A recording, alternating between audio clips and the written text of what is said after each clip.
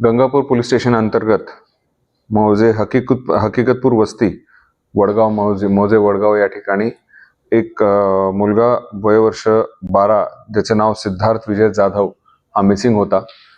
पोलिसांनी व त्याच्या नातेवाईकांनी अधिक शोध घेतला असता त्याचा मृतदेह जो आहे तो विहिरीत सापडला.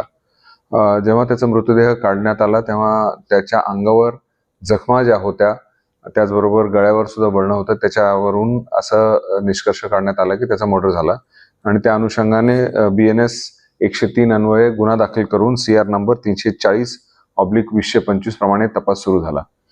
अधिक तपास केले असता त्याची संशयाची जी काही धागेदोरे जे आहेत ते त्याच्याच चुलत भाऊ ज्याचं नाव स्वप्नील संजय जाधव वयवर्ष 22 याच्याकडे जात होते. कारण काही प्रत्यक्षदर्शी साक्षीदार त्याचबरोबर CCTV फुटेजच्या आधारावर तो सदरचा जो मृत मुलगा आहे सिद्धार्थ याला ज्या दिवशी तो घटना घडली होती त्यावेळेस तो भेटला होता असे तपासात निष्पन्न झाले होते.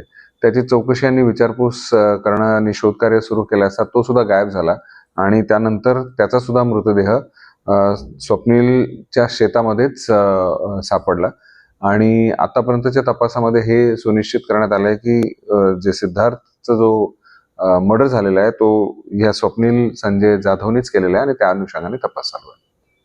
काय केलं त्याच्यामध्ये आतापर्यंत जो काही तपास आला त्याच्यामध्ये त्यांचा काहीतरी मध्ये काही भांडणं झाले होते आणि त्यावेळेस सुद्धा त्यांनी त्याला धमकी दिली होती की मी तुला बघून घेईल. किरकोळ वादातून झालेला आहे. अधिक काही तपास चालू आहे त्याच्यावर.